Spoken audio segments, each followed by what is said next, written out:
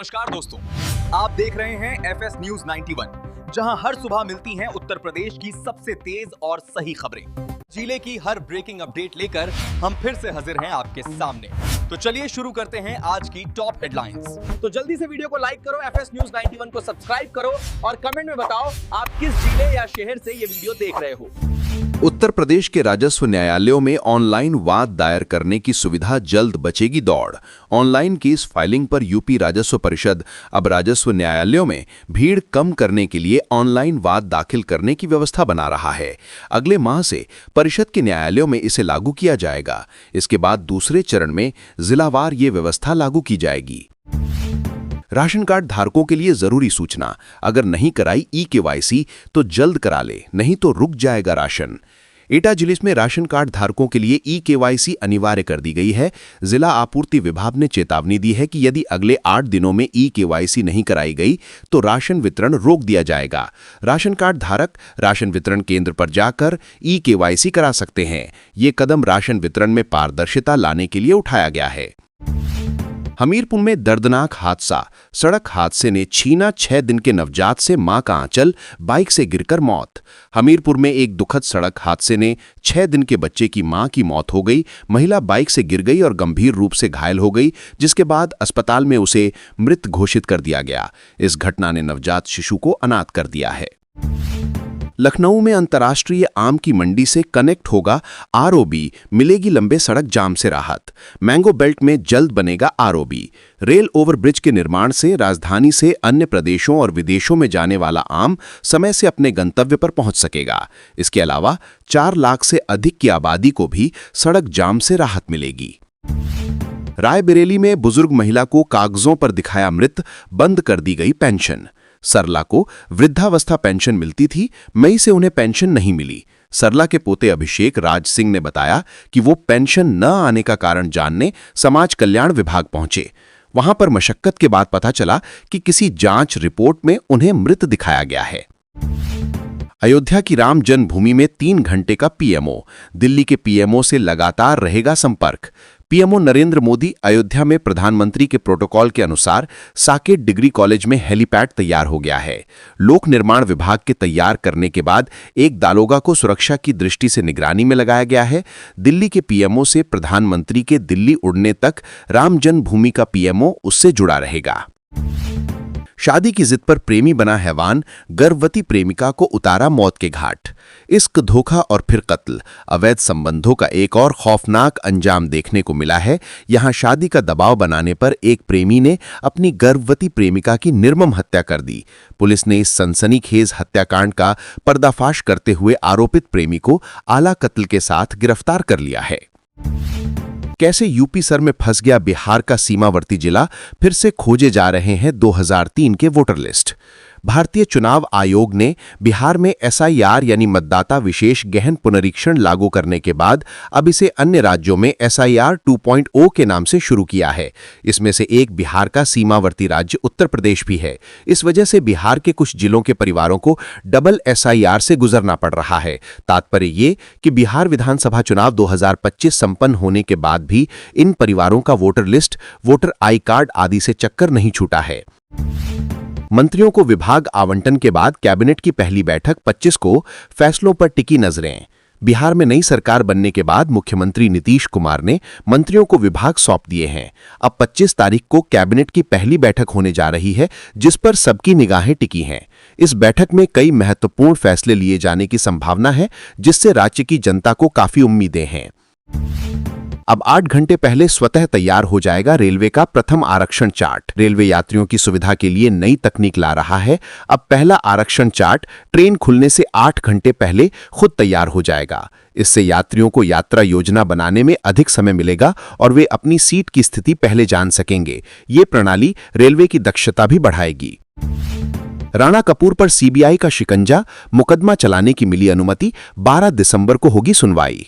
CBI को yes bank की पूर्व सीईओ राणा कपूर के खिलाफ मुकदमा चलाने की अनुमति मिली है। ये मामला अनिल धीरूभाई अंबानी ग्रुप की कंपनियों और यस बैंक के बीच धोखाधड़ी वाले लेनदेन से जुड़ा हुआ है। अदालत 12 दिसंबर को इस मामले पर सुनवाई करेगी। आरोप पत्र में अनिल अंबानी और राणा कपूर समेत कई लोगों के नाम शामिल हैं। केरल के एक रेस्टोरेंट ने लगाया पूरी तरह से मांसाहारी का साइन बोर्ड, यूजर्स ने ले लिए मजे। केरल के एक रेस्टोरेंट ने साइन बोर्ड लगाया है कि वह पूरी तरह से मांसाहारी है और रेस्टोरेंट का यह साइन बोर्ड सोशल मीडिया पर वायरल हो गया है। एक्स यूजर @ऋषिजोस सानू ने इस फोटो को शेयर किया है। विकसित भारत के लक्ष्य को नई गति प्रदान करेंगे, नए लेबर कोड लागू होने पर बोले श्रम मंत्री मनसुख मांडविया।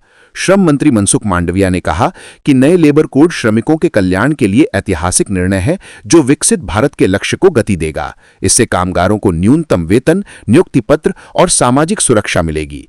कई श्रम संगठनों के विरोध के बावजूद सरकार का कहना है कि वह श्रमिकों के हितों के लिए प्रतिबद्ध है और राज्यों के साथ मिलकर काम कर रही है।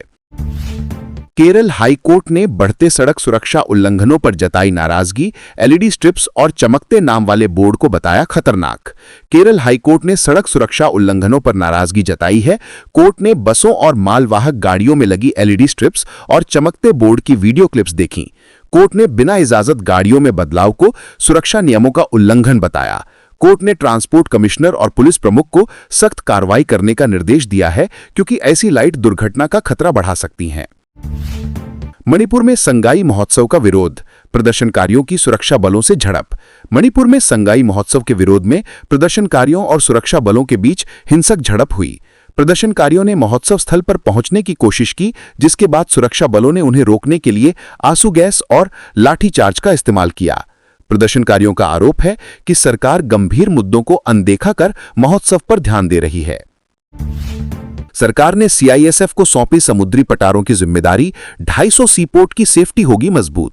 केंद्र सरकार ने देश के लगभग 250 समुद्री पट्टों की सुरक्षा का जिम्मा सीआईएसएफ को सौंपने का फैसला किया है। पोत परिवहन मंत्रालय ने सीआईएसएफ को सुरक्षा संगठन नामित किया है। यह फैसला पट्टों की सुरक्षा को मॉडर्न बनाने के लिए किया गया है क्योंकि पटन भारत की समुद्री अर्थव्यवस्था के लिए महत्वपूर्ण है। ये योजना अगले 6 महीनों में लागू होने की उम्मीद है। देश से एक-एक घुसपैठियों को चुन चुनकर बाहर निकालेंगे, बीएसएफ के स्थापना दिवस समारोह में अमित शाह की हुंकार। केंद्रीय गृह मंत्री अमित शाह ने बीएसएफ के स्थापना दिवस पर कहा कि सरकार देश में अवैध घुसपैठियों को चुन चुनकर बाहर निकालेगी। उन्होंने बीएसएफ जवानों की बहादुरी की सराहना की और सीमा सुरक्षा को मजबूत करने के लिए सरकार की प्रतिबद्धता दोहराई। शाह ने घुसपैठ को देश की सुरक्षा के लिए खतरा बताते हुए इसे रोकने के लिए बीएसएफ से कड़ी निगरानी रखने का आह्वान किया। देश में गाजियाबाद की हवा सबसे खराब, बीते 5 दिनों से AQI 400 पार, 45 लाख आबादी की सांसों पर संकट। गाजियाबाद में प्रदूषण का स्तर गंभीर है, जिससे 45 लाख लोगों की सांसों पर संकट मंडरा रहा है। केंद्रीय प्रदूषण नियंत्रण बोर्ड के अनुसार शहर का वायु गुणवत्ता सूचकांक 422 दर्ज किया गया, जो देश में सबसे अधिक है। लोनी क्षेत्र सबसे अधिक प्रदूषित है। प्रदूषण के कारण लोगों को सांस लेने में दिक्कत और गले में खराश जैसी समस्याएं हो रही हैं। हल्दी सेरेमनी के साथ शुरू हुई मंधना की शादी की रस्में, साथी खिलाड़ियों ने बनाई टीम दुल्हन। भारतीय महिला क्रिकेट खिलाड़ी स्मृति मंधाना और बॉलीवुड संगीतकार फिल्म निर्माता पलाश मुचिल की शादी की रस्में हल्दी सेरेमनी के साथ शुरू हो गईं। साथी खिलाड़ी महिला खिलाड़ियों ने टीम दुल्हन बनाकर हल्दी सेरेमनी में जमकर मस्ती की। इंदौर में 23 नवंबर को मंधना और पलाश की शादी है। तेजस लड़ाकू विमान दुर्घटना कौन थे? दुबई एयर शो में जान गंवाने वाले पायलट पत्नी भी हैं इंडियन एयरफोर्स में, हिमाचल से है गहरा नाता। कांगड़ा के नमाज सियाल की दुबई में एक एयर शो के दौरान भारतीय फाइटर जेट की दुर्घटनाग्रस्त होने से दुखद मौत हो गई। 35 वर्षीय नमाज, जो एक एयरफोर्स पायलट थे, अल मखतूम एयरपोर्ट पर डेमो उड़ान भर रहे थे, तभी यह हादसा हुआ। उनके परिवार में पत्नी अफशान, जो खुद भी एयरफोर्स में पायलट है, और एक 7 साल की दपी है। इस घटना से पूरे क्षेत्र में शोक की लहर है। एटीएस ने तेज की कई शहरों में फैले आतंकी नेटवर्क की पड़ताल। आतंकियों को लखनऊ, कानपुर और सहारनपुर लेकर आएगी एनआईए। राष्ट्रीय जांच एजेंसी ने दिल्ली धमाके की जांच तेज कर दी है। उत्तर प्रदेश के विभिन्न शहरों में फैले आतंकियों के नेटवर्क की कड़ियां जोड़ने के लिए एनआईए की टीम शाहीन सहित अन्य आरोपितों को लखनऊ, कानपुर और सहारनपुर लाने की तैयारी कर रही है। इन शहरों में शाहीन और परवेज ने किन लोगों से मुलाकात की और उनके संबंध किन लोगों से थे, इसकी पड़ताल की जाएगी। राजस्थान कोटा में मतांतरण मामले में पुलिस का एक्शन, 2 ईसाई मिशनरियों के खिलाफ केस दर्ज। राजस्थान के कोटा में पुलिस ने मतांतरण के आरोप में 2 ईसाई मिशनरियों के खिलाफ मामला दर्ज किया है। उन पर लोगों को प्रलोभन देकर ईसाई धर्म अपनाने के लिए प्रेरित करने का आरोप है। शिकायतकर्ताओं का कहना है कि मिशनरियों ने धर्म परिवर्तन के लिए पैसे और अन्य लाभों का वादा किया था। पुलिस ने जांच शुरू कर दी है। सोना चमका तो औंधे मुंह गिरी चांदी, एक झटके में 4700 रुपए हुई सस्ती। क्यों आ रहा है उतार चढ़ाव? आज के कारोबार में सोने की कीमतों में मामूली वृद्धि हुई, जबकि चांदी में भारी गिरावट दर्ज की गई, जो 4700 रुपए तक गिर गई।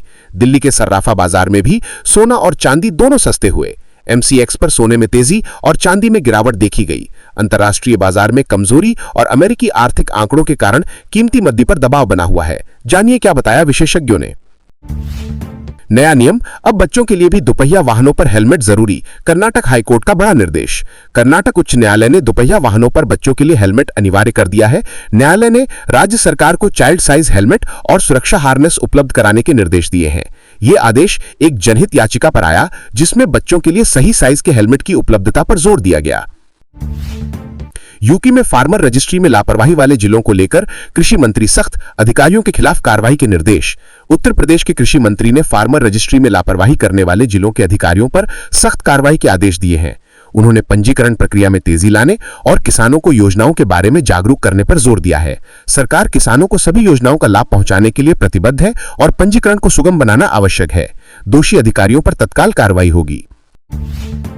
चैट जीपीटी का ग्रुप चैट फीचर अब सभी यूजर्स के लिए हुआ जारी। बॉट की मदद लेते हुए एक साथ हो सकेगी बातचीत। ओपन एआई ने चैट जीपीटी में नया ग्रुप चैट्स फीचर अब ग्लोबल रोल आउट कर दिया है। इसे पहले 14 नवंबर को लॉन्च किया गया था, लेकिन शुरुआत में ये सिर्फ जापान, न्यूजीलैंड, साउथ कोरिया और ताइवान में उपलब्ध था। अब हर लॉगिन यूजर इस फीचर का इस्तेमाल कर सकते हैं। ग्रुप चैट्स के जरिए कई लोग एक साथ चैट जीपीटी की मदद लेते हुए बातचीत और कोलैबोरेशन कर सकते हैं। दिल्ली ब्लास्ट, दिल्ली सहित उत्तर भारत में 200 जगह एक साथ धमाके की थी साजिश। जांच में खुलासा। दिल्ली में धमाके की एक बड़ी साजिश का पर्दाफाश हुआ है, जिसमें हमलावरों ने दिल्ली समेत उत्तरी भारत के लगभग 200 स्थानों पर एक साथ धमाके करने की योजना बनाई थी। पुलिस ने भारी मात्रा में विस्फोटक बरामद किए हैं और आतंकी संगठनों के शामिल होने का संदेह है। मामले की जांच जारी है। सबरीमाला सोना चोरी मामले में पूर्व मंदिर बोर्ड अध्यक्ष गिरफ्तार, रिकॉर्ड में फेरबदल करने का आरोप।